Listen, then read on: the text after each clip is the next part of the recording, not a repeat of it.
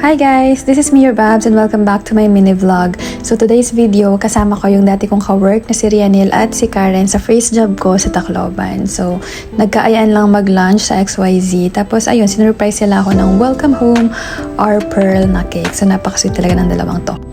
Nakakatawa din yung mga staff ng XYZ kasi napaka-accommodating and jolly nila. So, ayun, bigla ko tuloy na-miss yung dati kong work. Actually, nag-work ako as a receptionist sa hotel for almost 1 year at yun yung una kong job.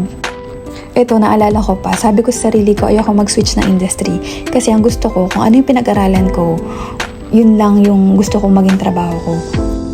Pero later on, na-realize ko na hindi ka mag-grow kung nasa same place ka lang kung saan ka komportable. Masarap magtrabaho sa hotel, pero at the same time, nakakapagod. Minsan talaga abot sa point na uubusin nila yung pasensya mo once na nag-work ka sa hotel. So yun na nga, so after naming mag-lunch, napunta kami ng MacArthur Park para maghanap ng snacks. Actually dito naghahanap lang talaga kami ng ice scramble kasi sobrang init ng panahon. Kaso nga lang, napadaan kami dito sa mga street foods kaya bumili na din kami. So tingnan nyo naman. Napakaganda ng panahon, di ba? Ang sarap maggala pag ganito yung panahon. So after naming bumili, umalis na din kami kasi tatambay pa kami sa Balyuan. So Balyuan is parang base sa Tacloban. Tapat lang siya ng munisipyo ng Tacloban. Actually, food trip lang talaga yung ginawa namin buong hapon na to. So ayun na naman, bumili naman kami ng milk tea at French fries. Ang sarap ng milk tea na to, in fairness. At bumili din ako ng Lucky Charm. Wala lang, feel ko lang, kailangan ko ng Lucky Charm. Kasi last year, medyo minamalas ako eh. Charot lang. So wala lang, feeling ko, gusto ko lang ng merong something na alam kong saswertehin ako. At depende naman sa'yo yun kung maniniwala ka or hindi. Pero syempre, ang swerte is nasa tao pa din yun.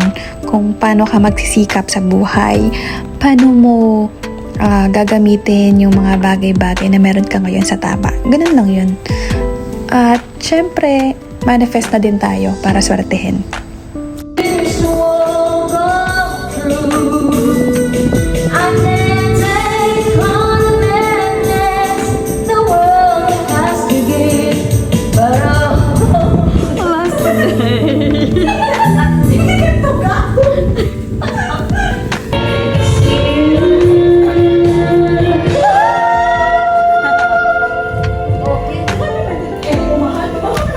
Price, ma'am. Opo.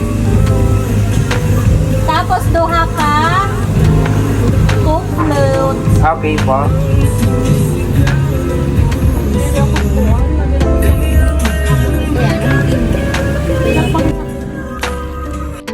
At ayun na nga, ito na yung last day ko sa Tacloban. So nag-road trip kami, konting road trip lang naman. Tapos tumambay kami sa may diversion road. So parang bagong road ata yun eh, pagkakaalam ko.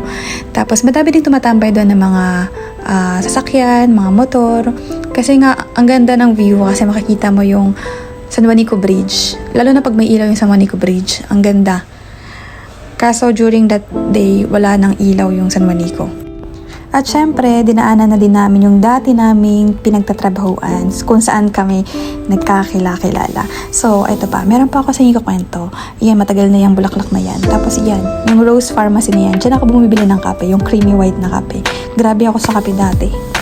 At syempre, dumaan na din ako sa Hotel Alejandro para dalawin yung isa ko pang friend na si Michelle.